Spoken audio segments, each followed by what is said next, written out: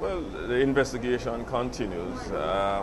I'm pleased with the speed at which it is going at this time. It's still in its embryonic stage, but we are working closely together with the Major Investigations Division. Already, we have identified at least 2 individuals that we're interested in speaking to in relation to this murder, and we're searching for them.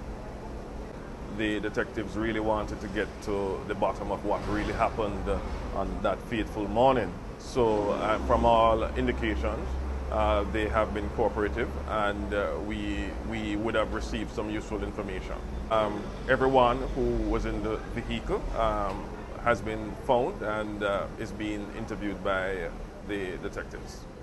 4 persons would have been in the vehicle, to include the deceased officer.